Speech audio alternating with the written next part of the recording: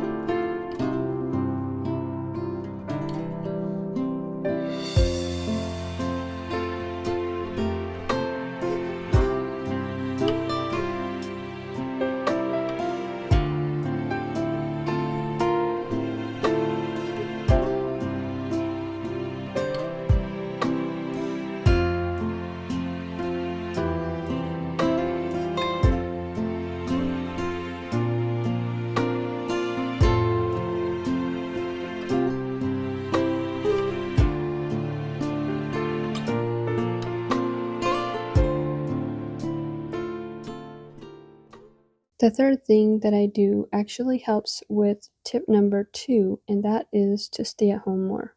Whenever I go out of the house for a day or even for an afternoon, it always puts me behind in my housework.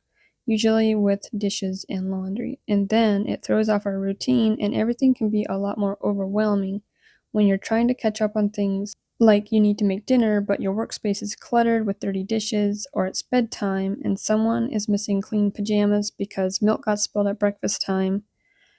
These are just some of the things that I struggle with when I spend too much time out of the house. As an introvert, it's easier for me to spend more time at home than away from home.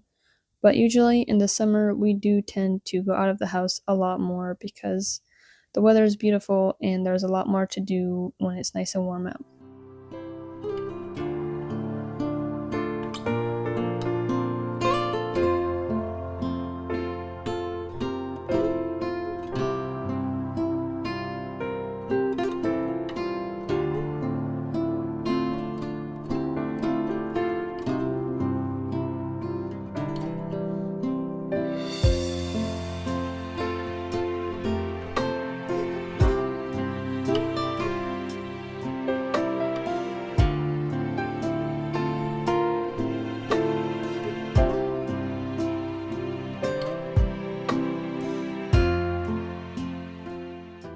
The fourth thing I like to do every once in a while is to declutter my house. As we accumulate things, we also need to take things out of the house because for me, all the things that I have take up mental space as well as physical space in my house. And suddenly I noticed that it's so hard to keep things organized and tidy.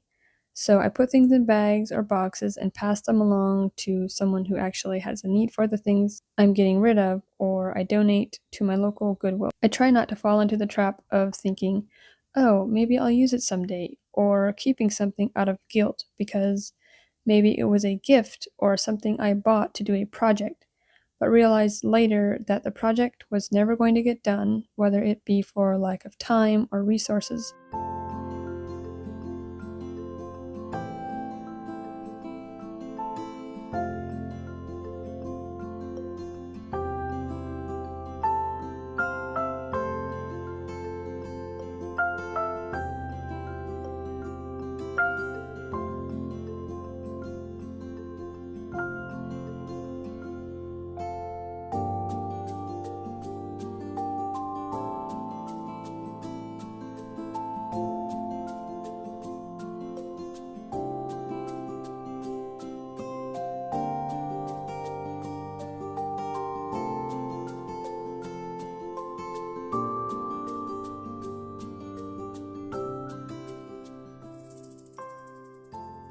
Let's talk about tip number 5, which is less screen time.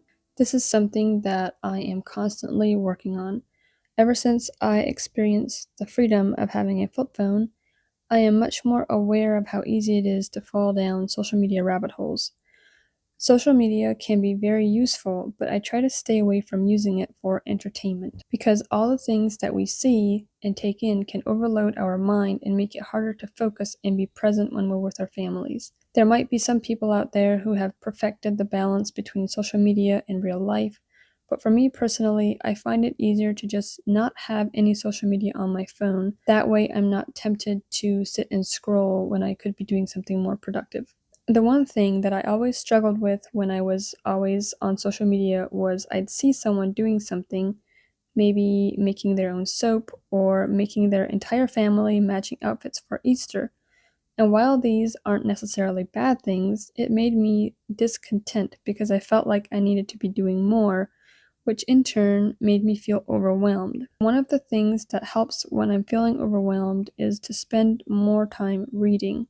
Reading a book really quiets the noise in my head, all the to-do lists and the things that I forgot to add to my grocery list and everything like that. So whenever I'm putting my toddler down for a nap, I like to read instead of answering emails or text messages.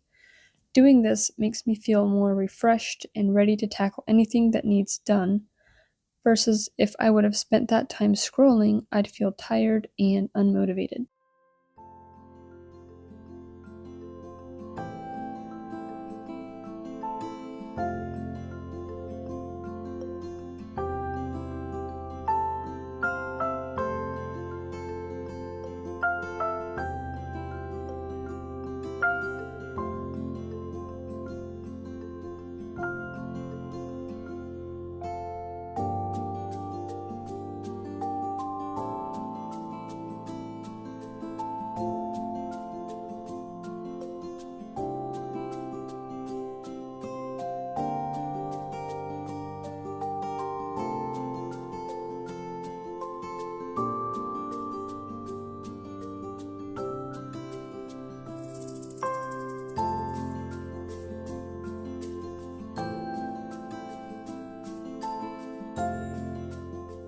My sixth tip is to use a planner. So I actually just recently got a planner, but for years I just make lists and have them on my fridge. That way, if I was in my kitchen or anywhere close to the fridge, I could just take a look at my list and I would see what I needed to do. And I did this because there would be times when I would lay awake at night unable to sleep because I was trying to figure out how I would be able to do everything that needed to be done in, say, a day or whatever was left of my week. But when I'd write it all out in a to-do list, I'd be like, wait, is that all? In my head, it felt so overwhelming, but in reality, it was just as simple as spending a few hours during nap time to get everything done that I felt would take all week. So for me, writing everything out, whether in a planner or on a piece of paper, helps to not have to think ahead. I can just look at what needs to happen that day and I can work on that instead of trying to fit a week's worth of tasks into just one day. But sometimes our to-do list can be overwhelming through certain seasons of our lives, and that brings me to my last tip, and that is to ask for help. It can be hard as a mom and as a wife to do everything that our job requires of us, but we're not supposed to do it alone. Asking for help with housework, working in the garden, canning, or even childcare can really help a mama to feel less overwhelmed. That can mean asking a trusted friend or family member to watch the kiddos while you go out for a few hours, maybe go buy some groceries, or just go do something for yourself, or asking someone to help throughout a busy season, whether you just had a baby or it's canning season and you have a lot of food that needs to be preserved.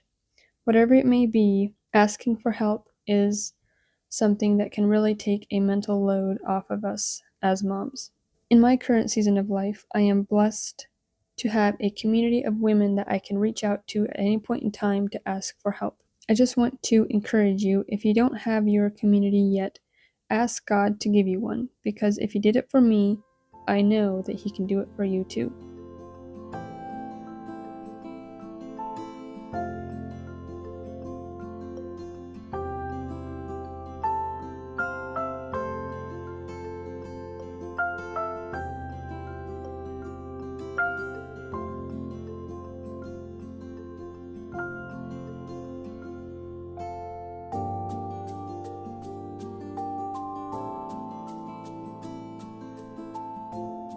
If you are a stay-at-home mom like me and you are currently going through a season where you're feeling overwhelmed and burned out, I just want to encourage you and tell you that you are enough, that you are doing a good job. And even though these days might feel long, the time that we have been given is very short. Soon, these little sticky handprints that are all over the fridge and the little dirty footprints that are on the floor are going to turn into driving lessons and wedding rehearsals. So let's make the most of the time that we've been given and keep our focus on the things that are important.